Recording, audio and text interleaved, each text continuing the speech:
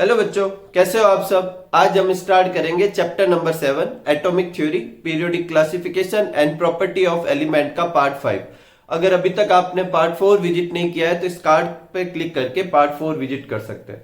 देखो, पार्ट 5 में अपन स्टार्ट करेंगे प्रॉपर्टीज ऑफ एलिमेंट। ये लास्ट पार्ट है हेडिंग का जो अपन को स्टार्ट करना है। हालांकि ये अभी थोड़ा चैप्टर है, लेकिन ये पार्ट अपन स्टार्ट कर रहे हैं। एटॉमिक थ्योरी अपन कर चुके हैं, पीरियोडिक क्लासिफिकेशन भी अपन कर चुके हैं। तो देखो, प्रॉपर्टीज ऑफ एलिमेंट और पीरियोडिक क्लासिफिकेशन का क्या रिलेशन है वो अपन को इस टॉपिक में करना है। तो जब अपन ने पीरियोडिक टेबल बनाई थी तो अपन ने वहां पर नोट किया था कि जब अपन एक पीरियोडिक टेबल को बनाते हैं तो अपना क्राइटेरिया ये होता है कि सर्टेन इंटरवल के बाद में प्रॉपर्टी क्या होनी चाहिए, रिपीट होनी चाहिए, ताकि स्टडी में क्या हो, आसानी हो। तो अब अपन को वही स्टडी करना है। तो if in a periodic table we go from left to right in a period, ये हॉरिजॉन्टल रो क्या होती है, पीरियड। तो इसमें लेफ्ट टू राइट बोले तो इस तरफ से इस तरफ मूव करते हैं, और go to top to bottom या ऊपर से नीचे की तरफ मूव करते हैं। There is a definite order of increase और decrease of physical and chemical property. इस तरीके से मूव करने पे या तो वो कोई भी पर्टिकुलर प्रॉपर्टी इंक्रीज होती है या डिक्रीज होती है, कभी कभी सेम भी रहती है। ठीक है, तो वो जो ग्रेजुअल चेंज है, वो रेगुलर जो चेंज है, वो क्या कहलाती है, पीरियोडिसिटी। और वो होती किस वजह से, इलेक्ट्रॉनिक कॉन्फ़िगरेशन की वजह से। क्यों, वो अभी अपन देखते हैं। तो पहले अपन इसको समझते हैं। देखो, सपोज करो कि ये हाइड्रोजन है यहाँ पर, अब सबको पता है। यहाँ पर क्या, हीलियम, फिर यहाँ lithium, beryllium, boron, carbon, nitrogen, oxygen, fluorine, neon, sodium, magnesium, फिर यहाँ पर aluminium, silicon, phosphorus, sulphur, chlorine, argon, potassium और कैल्शियम। ठीक है, तो ये देखो वो फिल कर दिए। अब हाइड्रोजन का इलेक्ट्रॉनिक कॉन्फ़िगरेशन देखते हैं। तो क्या होता है, 1। ठीक है, फर्स्ट ऑर्बिट में, अगर किसी को नहीं पता है तो सबसे फर्स्ट ऑर्बिट में कितने इलेक्ट्रॉन फिल करते हैं अपन, 2। ऐसे 9th में फिल करते थे ना अपन। सेकंड में 8, थर्ड में 18 कर सकते हैं, लेकिन करेंगे कितने, 8, फिर आगे मूव कर जाएंगे। उस दिन मैंने कारण भी बताया था इसका। ठीक है, तो हाइड्रोजन का फिल करते हैं तो कितना है, 1। फिर हीलियम का फिल करते हैं तो कितना आ रहा है, 2। ठीक है, फिर लिथियम, लिथियम कौन से नंबर पे आता है, 3 नंबर पे। तो इसमें तो फिल करेंगे 2 और रिमेनिंग 1 इलेक्ट्रॉन आगे वाले में, तो 2,1। फिर बेरिलियम में कितना होगा, 2,2। बोरॉन का कितना होगा, 2,3। ऐसे फिल करते गए। अब देखो, इस एक लाइन के अगर मैं इलेक्ट्रॉनिक कॉन्फ़िगरेशन देखूं तो हाइड्रोजन का है 1, इसका है 2,1, इसका है 2,8,1, इसका है 2,8,8,1।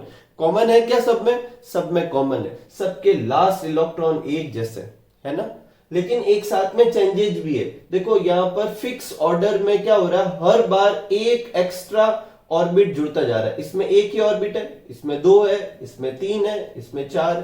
ठीक है, जबकि अगर पीरियड में चले अपन तो देखो, अगर जैसे इस पीरियड में चलते तो 2,1, 2,2, 2,3 ग्रेजुअल चेंज हो रहा है। इधर भी देखे तो 2,8,1, 2,8,2, 2,8,3, यहाँ क्या होगा 2,8,4। ठीक है, तो एक कंटिन्यूअस चेंज है। ये इलेक्ट्रॉनिक कॉन्फ़िगरेशन जो पीरियड में लगातार चेंज हो रहा है, ग्रुप में भी एक सर्टेन पैटर्न में चेंज हो रहा है, इसकी वजह से क्या होता है कि प्रॉपर्टीज जो होती है वो क्या होती है, एक सर्टेन ऑर्डर में क्या होती है, रिपीट होती है। ठीक है, तो the sequential and regular change in properties of element when we move left to right in a period और top to bottom in a group. और वो क्यों होता है, due to gradual change in repetition, gradual change in और repetition इन electronic configuration. या तो gradual change होता है और रिपीटेशन होता है, किसमें, इलेक्ट्रॉनिक कॉन्फ़िगरेशन में, इज नॉन एज पीरियोडिसिटी। और इस चीज को क्या कहेंगे, जो प्रॉपर्टीज ऐसा शो करेगी उसे अपन क्या कहेंगे, पीरियोडिक प्रॉपर्टी। तो कौन कौन सी पीरियोडिक प्रॉपर्टी अपन को स्टडी करनी है, तो देखो ये सब करनी है। एक है इफेक्टिव न्यूक्लियर चार्ज। क्या है, effective nuclear charge, atomic radius, ionization enthalpy, electron gain enthalpy, electronegativity, metallic property और नॉन मेटेलिक प्रॉपर्टी। ये पीरियोडिक प्रॉपर्टी अपन को स्टडी करनी, क्योंकि ये पीरियोडिक प्रॉपर्टी है तो इनका सर्टेन ट्रेंड होगा। लेफ्ट टू राइट जाएंगे तो ये आइदर इंक्रीज या डिक्रीज होगी, टॉप टू बॉटम आएंगे तो अभी आइदर इंक्रीज और डिक्रीज होगी। तो अपन को वो सब स्टडी करना है। तो देखो, इनमें चेंज क्या होता है वो तो अपन एक झटके में याद करते हैं। देखो कैसे, लेफ्ट टू राइट जब पीरियड में जाते हैं तो सारी प्रॉपर्टी इंक्रीज होती है। क्या याद रखेंगे, जो अपने कोर्स में है उनमें की बात कर रहा हूं। लेफ्ट टू राइट जाएंगे तो सारी प्रॉपर्टी इंक्रीज होगी। देखो ये भी इंक्रीज हो रही है, ये भी इंक्रीज, ये भी इंक्रीज, ये भी इंक्रीज, ये भी इंक्रीज, सिर्फ दो के अलावा एटॉमिक रेडियस डिक्रीज होगा और मेटेलिक प्रॉपर्टी डिक्रीज होगा। तो याद हो गया, अगर किसी भी प्रॉपर्टी के बारे में ये पूछे कि लेफ्ट टू राइट जाने पे, पीरियड में जाने पर क्या इफेक्ट पड़ेगा, तो अपन क्या लिखेंगे, वो इंक्रीज होगी। सिवाय दो के केस में अपन को डिक्रीज लिखना है, एटॉमिक रेडियस जो कि एटॉमिक साइज को भी डिनोट करती है, और मेटेलिक प्रॉपर्टी। ठीक है, अगर टॉप टू बॉटम जाए तो जो कि ग्रुप में जाएंगे तो क्या चेंज होगा, तो ये आप खुद नोट करना है, ऐसे वर्टिकल लाइन करके सारा उल्टा लिखना है। मतलब इफेक्टिव न्यूक्लियर चार्ज ऊपर से नीचे जाने पर घटेगा, एटॉमिक रेडियस क्योंकि यहां घट रही है तो वहां ऊपर से नीचे जाने पर बढ़ेगा, आयनाइजेशन एंथैल्पी यहां बढ़ रही है तो वहां क्या होगी, घटेगी। इलेक्ट्रॉन गेन एंथैल्पी इस तरफ जाने पर बढ़ रही है तो ऊपर से नीचे जाने पर घटेगी। इलेक्ट्रोनेगेटिविटी इस तरफ जाने पर बढ़ रही है तो ऊपर से नीचे जाने पर क्या होगी, घटेगी। मेटेलिक प्रॉपर्टी इस तरफ जाने पर घट रही है तो ऊपर से नीचे जाने पर बढ़ेगी। ठीक है, नॉन मेटेलिक प्रॉपर्टी इस तरफ जाने पर बढ़ रही है तो ऊपर से नीचे जाने पर क्या होगी, घटेगी। तो वो आप खुद बना लेना, जस्ट उल्टा। अपन एक याद रखेंगे, अपन जो पीरियोडिसिटी पीरियड में याद रखते हैं, ग्रुप में जस्ट रिवर्स हो जाती है। ठीक है, इसके अलावा एक और प्रॉपर्टी है वैलेंसी, उसकी भी पीरियोडिसिटी करनी है, लेकिन उसे अपन अलग से करेंगे। ठीक है, एक और चीज, जैसे इसको समझाता हूं, जैसे इलेक्ट्रॉन गेन एंथैल्पी, अब ये जो भी है, अभी चलो एटॉमिक रेडियस से समझते हैं। पर देखो एटॉमिक रेडियस बोले तो एटॉमिक साइज, तो इस तरफ से इस तरफ जाने पे घट रही है, इसका क्या मतलब है, देखो इस तरफ से इस तरफ जाने पे घट रही है। अगर मुझे ये पूछा जाए कि कार्बन और नाइट्रोजन में से बड़ा कौन है, या मुझे ये पूछा जाए कि एल्यूमिनियम और सिलिकॉन में से बड़ा कौन है, तो एल्यूमिनियम से सिलिकॉन ऐसे मूव कर रहा हूं ना, तो इस तरफ मूव करने पे साइज क्या होती है, घटती है। इसका मतलब सिलिकॉन की साइज कम है, एल्यूमिनियम की साइज क्या है, बड़ी। ठीक है, इस तरीके से ऊपर से नीचे जाने पर साइज का ट्रेंड क्या होगा, उल्टा होगा। यहां पर इस तरफ जाने पर घट रही है तो ऊपर से नीचे जाने पर क्या होगी, बढ़ेगी। तो अगर मुझे पूछे कि इन दोनों एलिमेंट में से बड़ा कौन है, तो लिथियम। इन दोनों में से बड़ा कौन है, तो सोडियम। इन दोनों में से बड़ा कौन है, पोटेशियम, क्योंकि नीचे जाने पर बढ़ रही। इसी तरीके से अपन को समझना है। अब इस चैप्टर में करना क्या है अपन को आगे के पार्ट में, तो एक तो ये अपने प्रॉपर्टीज कौन कौन सी है, ये कुछ समझ में नहीं आ रही कि ये क्या क्या है, तो एक तो अपन वन बाय वन ये देखेंगे कि प्रॉपर्टी होती क्या है, फिर अपन इसका ट्रेंड देखेंगे और उसका कारण समझने की कोशिश करेंगे कि क्यों इस तरफ से इस तरफ जाने पे घट रही है या बढ़ रही है। ठीक है, तो पहले ये आप नोट कर लीजिए, फिर अपन आगे करते हैं। जो फर्स्ट प्रॉपर्टी है वो लेते हैं अपन इफेक्टिव न्यूक्लियर चार्ज। देखो वैसे आपकी बुक में ये क्लीन हेडिंग से नहीं है इफेक्टिव न्यूक्लियर चार्ज, जो आपकी बुक में फर्स्ट हेडिंग है वो है एटॉमिक रेडियस, लेकिन उसके डिस्क्रिप्शन में बीच में इफेक्टिव न्यूक्लियर चार्ज, उसकी पीरियोडिसिटी दोनों है। चैप्टर के पीछे इफेक्टिव न्यूक्लियर चार्ज की पीरियोडिसिटी के बारे में क्वेश्चन भी है, तो अपन सबसे पहले इसी से स्टार्ट करते हैं, बाकी प्रॉपर्टी जो है इसी पे ही बेस्ड है। तो इफेक्टिव न्यूक्लियर चार्ज क्या होता है, तो देखो ये अपना क्या है, न्यूक्लियस है, और न्यूक्लियस में नंबर ऑफ एटॉमिक नंबर जितने के जितने नंबर ऑफ क्या होता है, प्रोटॉन होता है। तो एटॉमिक नंबर को जेड से डिनोट करता है, और प्रोटॉन होने की वजह से वो कैसा होता है, न्यूक्लियस पॉजिटिव चार्ज होता है। और जो सबसे आउटर मोस्ट इलेक्ट्रॉन है वो इलेक्ट्रॉन कैसे होते हैं, नेगेटिव चार्ज। इन दोनों के बीच में क्या होगा, अट्रैक्शन, और ये इसको अपनी तरफ खींचेगा। तो ये जो फोर्स लगेगा जिसे अपन एफ से डिनोट करते हैं, ये कितना होना चाहिए, should be experience by electron due to Z. मतलब जेड से जितना फोर्स बनता है उतना फोर्स इन पे शुड बी बोले तो लगना चाहिए। लेकिन प्रॉब्लम है, क्या प्रॉब्लम है, इन दोनों के बीच में यहां पे भी तो इलेक्ट्रॉन फिल किए हुए होंगे। तो ये इलेक्ट्रॉन जो बीच के इलेक्ट्रॉन है, इस आउटर मोस्ट इलेक्ट्रॉन को इसके अट्रैक्शन से बचाते हैं। कैसे बचाते हैं, ये इसको क्या करते हैं, रिपेल करते हैं, क्योंकि वो बीच वाले इलेक्ट्रॉन भी माइनस के, माइनस माइनस में रिपल्सन होता है। तो electron present in inner orbit protects outer most electron from nuclear attraction by mutual repulsion. उन्हें रिपल्सन की वजह से उनको क्या करेंगे, उससे बचाएंगे। This effect is called shielding effect, और ये इफेक्ट क्या कहलाता है, सील्डिंग इफेक्ट। सील्ड बोले तो सील्ड बना ली, बीच में एक सील्ड बना ली ताकि इस अट्रैक्शन को क्या कर सके, कम कर सके। और ये जो सील्डिंग इफेक्ट है ये कुछ इस तरफ काम करता है, अगर फोर्स के हिसाब से देखें, ये इलेक्ट्रॉन को रिपेल कर रहा है, बाहर की तरफ रिपेल कर रहा है। ठीक है, तो ये सील्डिंग इफेक्ट हुआ। इस वजह से इलेक्ट्रॉन जो है वो एक्सपीरियंस करते हैं एफ डैश फोर्स, और ये एफ डैश फोर्स एफ से कम है। क्यों कम है, क्योंकि ये सील्डिंग की वजह से वो कम फोर्स एक्सपीरियंस करते हैं। अब अगर एफ डैश जो अब एक्चुअल में वो फोर्स एक्सपीरियंस कर रहे हैं वो फोर्स एफ से कम है, इसका मतलब जितना ये जेड था उतना जेड इनको एक्सपीरियंस नहीं हो रहा, तो उनको एक्सपीरियंस होने वाला जेड अपन जेड डैश से डिनोट कर देते हैं, और वही जेड डैश क्या कहलाता है, इफेक्टिव न्यूक्लियर चार्ज, और ये जेड क्या है, एक्चुअल न्यूक्लियर चार्ज। जो इफेक्टिव न्यूक्लियर चार्ज होगा वो एक्चुअल न्यूक्लियर चार्ज से कम होगा। वैल्यू कम नहीं हो रही, एक्सपीरियंस कम हो रहा है, ठीक है, मतलब जेड तो उतना का उतना ही है लेकिन उसका एक्सपीरियंस कम हो रहा है। तो अपन क्या लिखेंगे definition, net positive charge of nucleus experience by outermost electron. क्या जितना आउटर मोस्ट इलेक्ट्रॉन को वो नेट पॉजिटिव चार्ज एक्सपीरियंस हो रहा है in an atom is known as effective nuclear charge, और इफेक्टिव न्यूक्लियर चार्ज जो होता है उसको जेड डैश या जेड इफेक्टिव से डिनोट कर सकते हैं, और वो एक्चुअल न्यूक्लियर चार्ज में से शिल्डिंग इफेक्ट को माइनस करने के बाद आता है, ठीक है। आपकी बुक में यहां लिखा हुआ है नेट फोर्स एक्सपीरियंस, पर फोर्स नहीं है, वो नेट पॉजिटिव चार्ज होना चाहिए, वैसे फोर्स लिख सकते हैं उसमें कोई गड़बड़ नहीं है, तो अपन बुक का भी रखते हैं और क्या करते हैं, net positive charge of nucleus bracket में लिख देते हैं, जो कि क्या डिनोट कर रहा है, फोर्स को, experience by outermost electron in an atom is known as effective nuclear charge. एक बार वापस समझते हैं, देखो ये न्यूक्लियस का चार्ज था जो कि जेड था, और ये इलेक्ट्रॉन है, इन इलेक्ट्रॉन को ये न्यूक्लियस का जो पॉजिटिव चार्ज है वो एक्सपीरियंस होना चाहिए था, जितना है उतना होना चाहिए था, लेकिन जो बीच के इलेक्ट्रॉन है वो इसको क्या करते हैं, इस अट्रैक्शन के बीच में आ गए और इसको रिपेल कर रहे हैं, तो बोले तो अट्रैक्शन से बचा रहे हैं, इसका मतलब ये इलेक्ट्रॉन जितना यहां जेड होगा उतना एक्सपीरियंस नहीं कर पाएगा, उससे थोड़ा कम एक्सपीरियंस करेगा, और जितना एक्सपीरियंस कर रहे हैं उसको क्या कहेंगे, इफेक्टिव न्यूक्लियर चार्ज। और कैसे निकालेंगे वो, एक्चुअल न्यूक्लियर चार्ज में से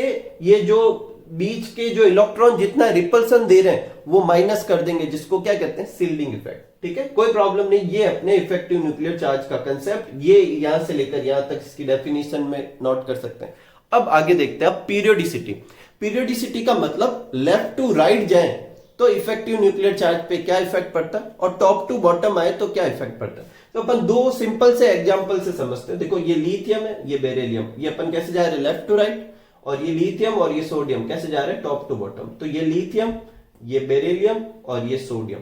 जो सबसे पहला क्वेश्चन आधे बच्चों को आप में से आ सकता है वो कि लिथियम और बेरिलियम में 2 ऑर्बिट क्यों बना है और इसमें 3 क्यों। तो ये देखो फर्स्ट जो पीरियड में जो भी होंगे उनमें 1 ऑर्बिट बनेगा, सेकेंड पीरियड में जो भी होंगे उनमें 2 ऑर्बिट बनेगा, थर्ड पीरियड में जो भी होंगे उनमें कितने बनेंगे, 3 ऑर्बिट। तो ये लिथियम और बेरिलियम किसके, सेकेंड पीरियड के, तो 2-2 ऑर्बिट बना दी। कॉन्फ़िगरेशन देखो क्या है, इसका कॉन्फ़िगरेशन है 2, तो यहाँ पे इनर में 2 और आउटर में 1 इलेक्ट्रॉन फिल कर देंगे, ठीक है। बेरिलियम का क्या है 2,2, तो ये 2 और ये आउटर साइड के 2 इलेक्ट्रॉन फिल कर देंगे, कोई प्रॉब्लम नहीं, ठीक है। अब पहले इन दोनों को कंपेयर करते हैं। तो देखो यहां पर जो जेड है वो जेड कितना है, लिथियम के एटॉमिक नंबर के बराबर, जो कि कितना है 3, ठीक है। और बेरिलियम में जो जेड, ये न्यूक्लियस का जो जेड होगा वो बेरिलियम के एटॉमिक नंबर के बराबर होगा, जो कि क्या है 4, कोई प्रॉब्लम नहीं। अब देखो जैसे जैसे अपन आगे और बढ़ेंगे, अगर मैं अगला लेता बोरॉन तो उसका जेड कितना था 5, उससे अगला लेता तो जेड कितना था 6। मतलब इस तरफ से इस तरफ जैसे जैसे जा रहे हैं पर न्यूक्लियर का चार्ज क्या होता जा रहा है, बढ़ता जा रहा है, एक चीज। दूसरा, शिल्डिंग नहीं बढ़ रही, क्यों, क्योंकि जो नया इलेक्ट्रॉन आ रहा है, शिल्डिंग इफेक्ट किसकी वजह से था, जो बीच के इलेक्ट्रॉन थे उनकी वजह से, आउटर मोस्ट की वजह से नहीं।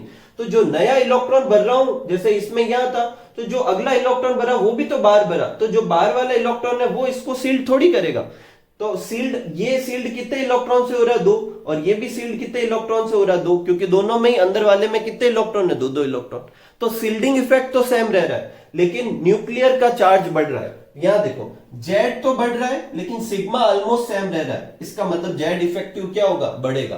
तो when we move left to right in a period, effective nuclear charge increase. क्योंकि आपकी बुक में रीजन नहीं है तो मैं रीजन समझा दिया, लेकिन थ्योरी में नहीं लिखा, ठीक है, कोई प्रॉब्लम नहीं। अब ऊपर से नीचे देखते हैं। जैसे ये अपन ऊपर से नीचे जाते हैं, जैसे ही ऊपर से नीचे जाएंगे इसका इफेक्ट जो जेड है वो भी बढ़ेगा। सोडियम कितने नंबर पे आता है 11, लेकिन बहुत सारी चीजें और भी बढ़ेगी।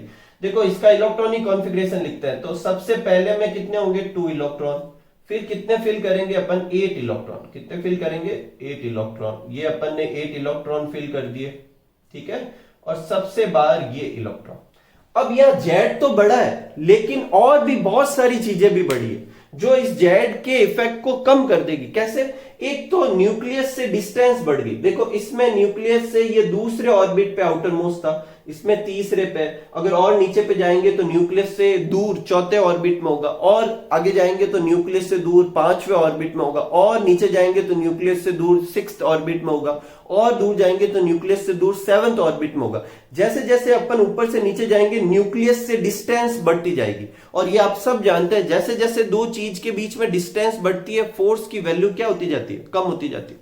तो एक तो फोर्स कम हो रहा है, दूसरा ये आउटर मोस्ट और इसके बीच में देखो ये बीच में एक रिंग और आ गई, जबकि इसमें तो सिर्फ एक रिंग थी, ये आउटर मोस्ट और न्यूक्लियस के बीच में, इसमें कितनी आ गई, दो आ गई, ठीक है। तो इतने सारे इलेक्ट्रॉन सील्ड करेंगे तो सील्डिंग इफेक्ट भी बढ़ेगा और डिस्टेंस भी बढ़ेगी, और ये ज्यादा पावरफुल होगा, इसलिए ये जो जेड जो होगा वो कम एक्सपीरियंस होगा। तो जैसे जैसे ऊपर से नीचे की तरफ जाएंगे तो जेड इफेक्टिव या इफेक्टिव न्यूक्लियर चार्ज जो है वो डिक्रीज होगा। हालांकि जेड बढ़ रहा है लेकिन उसका इफेक्ट नहीं बढ़ पा रहा, क्यों? एक तो डिस्टेंस बढ़ गई, डिस्टेंस बढ़ने से इतना फोर्स नहीं लग पाएगा, और दूसरा सील्डिंग इफेक्ट भी बढ़ रहा है, ठीक है। तो पीरियोडिसिटी क्या हो गई, लेफ्ट टू राइट जाने पर इफेक्टिव न्यूक्लियर चार्ज बढ़ता है और टॉप टू बॉटम जाने पर घटता है, ठीक है, कोई प्रॉब्लम नहीं, ये आप नोट कीजिए। और एक और चीज अच्छे से याद रखना, आगे की हर प्रॉपर्टी इसी पर ही बेस्ड है। एक और चीज जो नोट करनी है आपको, इफेक्टिव न्यूक्लियर चार्ज की वजह से जो इलेक्ट्रॉन जो होता है वो क्या होता है, अट्रैक्ट होता है, ठीक है।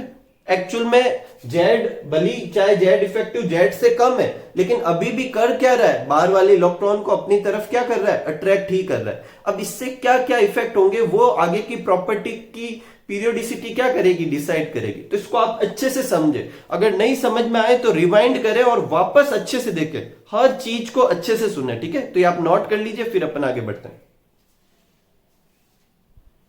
नेक्स्ट है एटॉमिक रेडियस। तो देखो एटॉमिक रेडियस क्या होती है, उससे पहले ये देखते हैं कि रेडियस क्या होती है। तो रेडियस अपन सब जानते हैं, किसी सर्कल के सेंटर से बाउंड्री तक जो सर्कमफेरेंस कहलाती है वहां तक की जो लेंथ होती है वो क्या कहलाती है, रेडियस कहलाती है। अब एटम को भी अपन ने स्फेयर माना है तो उसकी भी रेडियस होगी, जिसे एटॉमिक रेडियस कहेंगे। अब इधर देखो दो चीजें हैं जो समझने लायक है। पहला तो कि जो न्यूक्लियस जो होता है वो एक सर्कल के डॉट जितना ही होता है, इवन इससे भी छोटा होता है। दूसरा, इस एटम जिसका ये न्यूक्लियस है उसकी बाउंड्री किसे मानेंगे, तो जहां पर आउटर मोस्ट इलेक्ट्रॉन होगा वो जहां रिवॉल्व करेगा उसी को बाउंड्री मानेंगे। अगर आउटर मोस्ट इलेक्ट्रॉन यहां है तो ये जहां रिवॉल्व कर रहा है वो इसकी क्या हो जाएगी, एटम की क्या हो जाएगी, बाउंड्री हो जाएगी, और इस बाउंड्री से इसकी जो डिस्टेंस होगी उसको अपन क्या कह देंगे, एटॉमिक रेडियस। सपोज करो किसी भी कारण से, ये अभी फैक्टर में आएगा, ध्यान से सुनना, किसी भी कारण से ये इलेक्ट्रॉन यहां की जगह यहां मूव करने लग जाए, मतलब इसका जो पाथ है थोड़ा डिक्रीज हो जाए, तो अपन ये भी बोलेंगे कि एटॉम की रेडियस क्या हो गई, डिक्रीज हो गई, ठीक है। तो the distance between nucleus and electron present in outermost shell of atom is called atomic radius, ठीक है, कोई प्रॉब्लम नहीं। एक और चीज मैं आपको आगे समझाने से पहले क्लियर कर देता हूं, अगर आप में से किसी को यह डाउट है कि यहाँ 3 से लेकर 12 तक ग्रुप कहां गए, तो वो है, लेकिन फर्स्ट सेकंड थर्ड पीरियड में यहाँ डी ब्लॉक के कोई एलिमेंट होते ही नहीं है। अब पीरियोडिक टेबल को अच्छे से नोटिस करना, ठीक है, इसलिए मैंने यहाँ पे लेबल नहीं किए, ठीक है। आगे बढ़ते, देखो एटॉमिक रेडियस जो होता है वो एटॉमिक साइज को डिनोट करता है। इसका क्या मतलब है, देखो ये रेडियस जितनी बड़ी होती जाएगी उतना ही एटम की साइज भी बड़ी होगी, मतलब जो ट्रेंड एटॉमिक रेडियस का होगा वही ट्रेंड क्या होगा, एटॉमिक साइज का। तो एग्जाम में आपको ऐसे समझा है कि पीरियोडिसिटी लिखो एटॉमिक रेडियस की, तो वही होगी जो एटॉमिक साइज की होगी, या साइज की लिखने का बोले तो वही होगी जो रेडियस की होगी। तो दोनों में से किसी एक की याद करनी है, दूसरी की वही लिखनी। आगे बढ़ने से पहले, पीरियोडिसिटी देखने से पहले ये देखते हैं कि एटॉमिक रेडियस कैलकुलेट कैसे करते हैं। तो देखो अलग अलग एटम अलग अलग तरीके से बॉन्ड बनाते हैं और उसी के बेसिस पर एटॉमिक रेडियस भी क्या होती है, अलग अलग तरीके की होती है। एक कोई एटम आइसोलेट फॉर्म में तो प्रेजेंट होता नहीं है, कुछ इनर्ट गैस को छोड़कर, तो उसकी अकेले की रेडियस निकालना, मतलब एक एटम की यहां से यहां तक डिस्टेंस निकालना पॉसिबल नहीं है, क्योंकि वो आइसोलेटेड फॉर्म में है ही नहीं। तो उसकी रेडियस जिस तरीके से निकालेंगे वो उसी तरीके के बेसिस पे तीन तरह की रेडियस हो जाती है, कोवेलेंट रेडियस, वॉन्डरवॉल रेडियस और मेटेलिक रेडियस। पहले देखते हैं कोवेलेंट रेडियस। तो जो एटम कोवेलेंट बॉन्ड से बॉन्डेड होते हैं उनके लिए अपन कौन सी रेडियस कैलकुलेट करेंगे, कोवेलेंट रेडियस। आप में से अगर नहीं मालूम है तो कोवेलेंट बॉन्ड वो बॉन्ड होता है जिसमें दो एटम आपस में इलेक्ट्रॉन की शेयरिंग करते हैं। मतलब शेयरिंग का क्या मतलब है, वो इलेक्ट्रॉन दोनों ही एटम के होंगे अब, और शेयरिंग करके बॉन्ड बनाते हैं, उसे क्या कहते हैं, कोवेलेंट बॉन्ड। कोई प्रॉब्लम नहीं। अब देखो ये कोवेलेंट रेडियस क्या होगी, सपोज करो ये दो एटम है जो कोवेलेंट बॉन्ड से जुड़े हुए हैं। तो जब कोवेलेंट बॉन्ड जुड़ने के लिए ये इलेक्ट्रॉन की शेयरिंग करेंगे तो उसके साथ साथ इनका आउटर मोस्ट सेल जो है वो भी क्या हो जाएगा, ओवरलैप हो जाएगा। ठीक है। अब इन दोनों न्यूक्लियाई के बीच की डिस्टेंस का अगर हाफ कर दूं तो जो आएगा उसे अपन क्या बोलेंगे, कोवेलेंट रेडियस। तो क्या होगा, half of the distance between nuclei of covalently bonded atom is called covalent radius. एक चीज जो नोट करने लायक है वो ये है कि ये रेडियस जो है वो एक्चुअल में जितनी आनी चाहिए उससे थोड़ी कम है। क्यों? क्योंकि ओवरलैपिंग की वजह से ये जो इंटर पार्टिकल डिस्टेंस है जो थोड़ी घट गई है।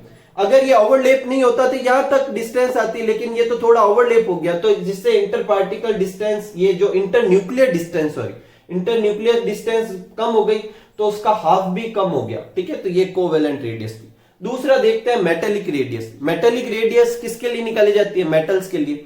मेटल जो आपस में ऐसे अरेंज होकर एक पूरा जो 3 डायमेंशनल अरेंजमेंट बनाते हैं उसे कहते हैं क्रिस्टल लैटिस। उस क्रिस्टल लैटिस में से कोई भी दो एटम ले लेना, ये दो एटम ले लिए, ये एक दूसरे के टच में, देखो ये ओवरलैप कराने, ये एक दूसरे के टच में कराने, एकदम ओवरलैप भी नहीं करने और दूर भी नहीं रखने। ठीक है। अब इन दोनों के इंटर न्यूक्लियर डिस्टेंस का अगर हाफ कर दूंगा तो जो रेडियस आएगी वो मेटेलिक रेडियस होगी। कोई प्रॉब्लम नहीं। ध्यान से अगर इन दोनों को कंपेयर करें तो इन दोनों में से ज्यादा बड़ी वैल्यू किसकी होगी, मेटेलिक रेडियस की होगी। क्यों? क्योंकि ये दो ओवरलैप नहीं कर रहे, तो ये जो डिस्टेंस है इसके कंपेयर में ज्यादा है, तो इसका हाफ भी ज्यादा ही होगा। नेक्स्ट लेते हैं वॉन्डरवॉल रेडियस। वॉन्डरवॉल रेडियस उनके लिए निकाली जाती है जो ये ऐसे बॉन्ड नहीं बनाते, जैसे इनर्ट गैस वगैरह। तो इनर्ट गैस वगैरह बॉन्ड तो नहीं बना रहे, लेकिन वो गैसें जो होती है एक दूसरे से ऐसे, एटम जो होते हैं एक दूसरे से ऐसे कोलाइड करके इधर उधर चलते रहते।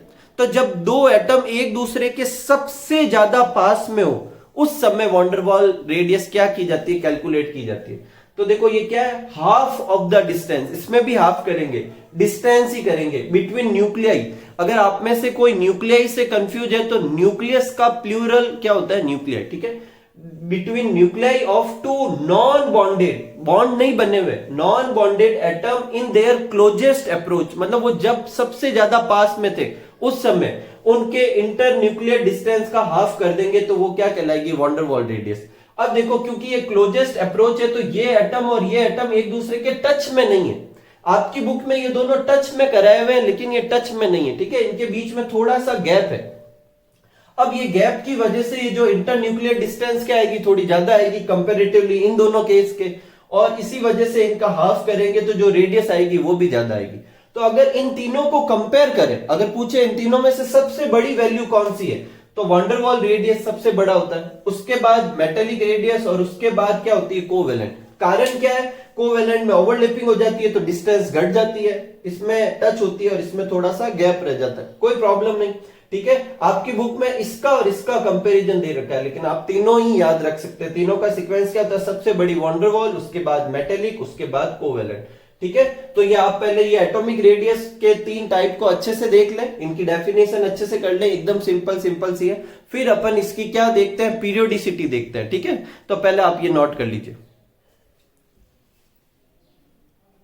नेक्स्ट देखते हैं पीरियोडिसिटी। तो देखो एटॉमिक साइज या एटॉमिक रेडियस जो होता है वो जेड इफेक्टिव के इनवर्सली प्रोपोर्शनल होता है। इसका मतलब जैसे जैसे जेड इफेक्टिव या न्यूक्लियर का चार्ज बढ़ता जाएगा वो आउटर मोस्ट सेल को अपनी तरफ खींचेगा, उससे साइज क्या होती जाएगी, छोटी होती जाएगी। तो अगर ये इंक्रीज होगा तो ये डिक्रीज होगा, ये डिक्रीज होगा तो ये इंक्रीज होगा। अपन सब जानते हैं कि लेफ्ट टू राइट जाने पर जेड इफेक्टिव क्या होता है, इंक्रीज। यही वजह है कि लेफ्ट टू राइट जाने पर एटॉमिक साइज क्या होगी, डिक्रीज होगी। ऊपर से नीचे आने पर जेड इफेक्टिव क्या होता है, डिक्रीज होता है। यही वजह है कि ऊपर से नीचे जाने पे, टॉप टू बॉटम जाने पर क्या होगा, एटॉमिक साइज जो होगी वो क्या होगी, इंक्रीज होगी। नेक्स्ट लेते हैं एटॉमिक साइज जो होता है वो नंबर ऑफ सेल पे भी डिपेंड करता है। नंबर ऑफ सेल इंक्रीज होगी, देखो नंबर ऑफ सेल एकदम सिंपल सा है, ये न्यूक्लियस है, अगर मैं एक सेल बनाऊं तो एटम इतना ही होगा, दो बनाऊंगा तो एटम और बड़ा हो गया, तीन बनाऊंगा तो और बड़ा हो जाएगा। तो जैसे जैसे नंबर ऑफ सेल बढ़ते जाएंगे वैसे वैसे एटॉमिक साइज भी क्या होती जाएगी, बढ़ती जाएगी, कोई प्रॉब्लम नहीं। नेक्स्ट अपन लेते हैं पीरियोडिसिटी इन पीरियड। तो देखो पीरियोडिसिटी इन पीरियड को समझते हैं। सबसे पहले पीरियड में क्या होता है, when we move left to right atomic size और एटॉमिक रेडियस क्या होती है, डिक्रीज होती है। अब ये डिक्रीज क्यों होती है इसका कारण समझते हैं। तो सबसे पहले देखते हैं इसका कारण कि जब अपन लेफ्ट से राइट जाते हैं तो दो चीजें होती है। पहली चीज क्या होती है कि इफेक्टिव न्यूक्लियर चार्ज इंक्रीज होता है, ये अपन कर चुके हैं कि लेफ्ट टू राइट जाने पर इंक्रीज होता है, मतलब नंबर ऑफ प्रोटॉन जो होते हैं न्यूक्लियस के अंदर के वो इंक्रीज होते हैं। दूसरा no change in number of shell, number of shell में कोई चेंज नहीं होता। देखो जैसे लेफ्ट टू राइट अगर सेकंड पीरियड में जाता हूं तो इन सब में देखो 1 2 1 2 1 2 सिर्फ 2 2 सेल है, तो सेल में कोई चेंज नहीं और न्यूक्लियस का साइज जो होता है वो बढ़ता जाता है, न्यूक्लियस का चार्ज जो होगा वो बढ़ता जाएगा। इस इफेक्टिव न्यूक्लियर चार्ज के बढ़ने की वजह से जो आउटर मोस्ट इलेक्ट्रॉन है वो क्या करेगा, अट्रैक्शन फील करेगा और साइज क्या होती जाएगी, छोटी होती जाएगी। तो so outermost electron feel more attraction on moving left to right, hence distance between nucleus and outermost shell electron decrease, वो डिस्टेंस डिक्रीज होगी और एटॉमिक साइज भी क्या हो जाएगी, डिक्रीज। जैसे एग्जाम में ऐसे क्वेश्चन दे कि lithium, beryllium, boron, carbon, nitrogen, इनको एटॉमिक साइज के हिसाब से अरेंज करो।